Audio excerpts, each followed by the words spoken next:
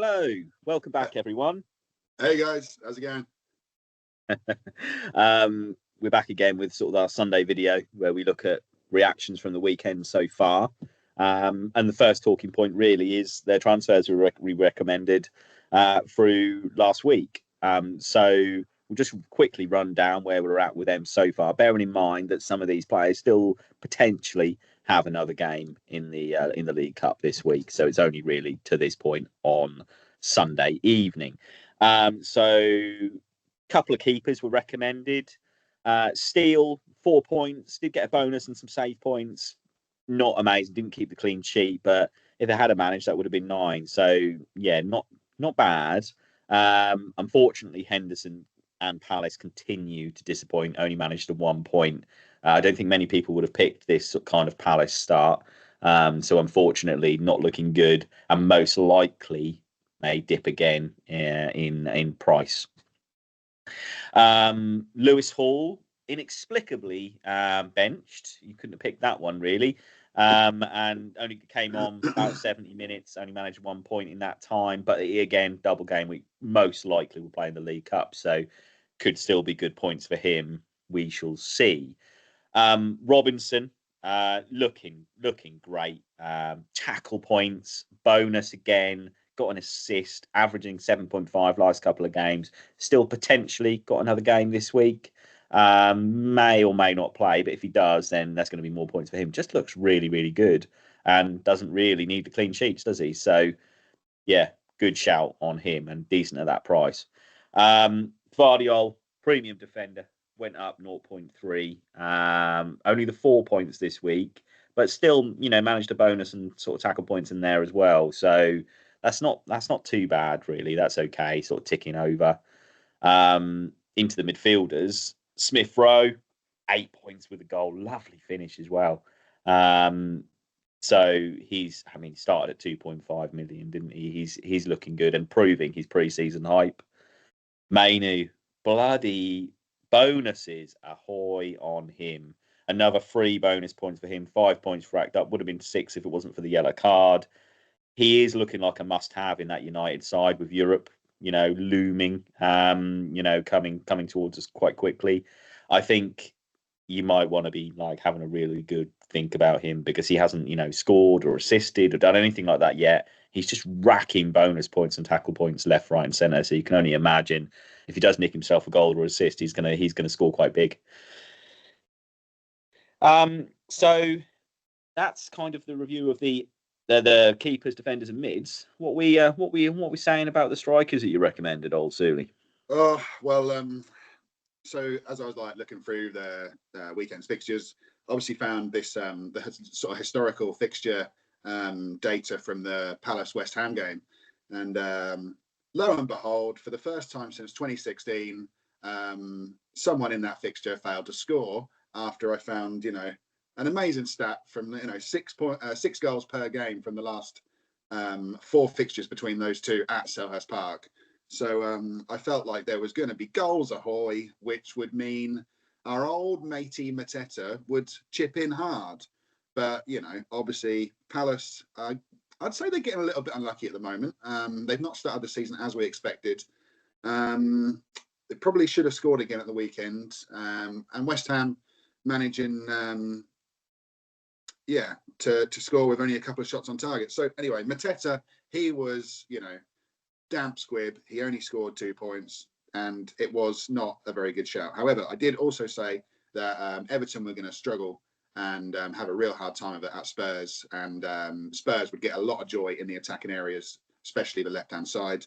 And it turned out to come to fruition. Son with the 2 goals, and he done very well. And Maddison also operating mostly sort of down that sort of left-hand side in the midfield in the number 10 role. So, he scored quite well as well. So, a little bit iffy with one. As a famous man once said, sometimes my shouts are shit, sometimes they are good. Well, what's that done to the league? Right, so the game week 2 top scorers, we got to give a big shout out to your brother-in-law, Scotty Malcolmson. He's slossed the lot, and he's returned 131 points for the game week so far. Big returns. He's got all the heavy hitters. Got Diaz, got Palmer. got Son. Yeah, he's got them all, mate. He's got them all. Sorry, Nick Jackson. Jordan Brown, second for the game week so far, 124 points. And Demolition Docs, our old mate Doherty, he's on 118 for the game week. So that puts us overall standings. Jordan Brown's in top with 214. Chili Beef Garnachos, Adam Goodall, he's second on 210. And Demolition Docs is sitting third on 208 points. So, yeah, good stuff. Good scoring, boys. And, yeah, big shout out to the brother-in-law there. Yeah, always safe to give him a quick shout out. But I think there's been a few players that have caught our eye this week. What ones have you been having a close beady eye on? Well, I mean, just a few quick takeaways from some of the games that I've had a chance to have a bit more of a look at. So, Southampton Forest, couple of points to mention. Both the Forest fullbacks scored very well and looked very threatening going forward for the Forest in the Forest attack. So Aina returned 11 points, Williams 10 points. I think they both returned 3 bonus points from that fixture. And just something else to mention with game week 3 looming and Southampton going to be going to Brentford. The Saints not clearing their lines and looked very vulnerable from corners. And lo and behold, the Gibbs White goal came from a corner being recycled. Southampton failing to clear their lines once again, as they did all game, and Gibbs White finally got the goal, and that was enough. Couple of takeaways from the Palace West Ham game. Souček now 2 goal involvements from the first 2 games. An assist and a goal, and he's averaging 7.5 points per game. And yeah, just to highlight how unlucky Palace were, West Ham scored with their first two shots on target, and that was enough for them.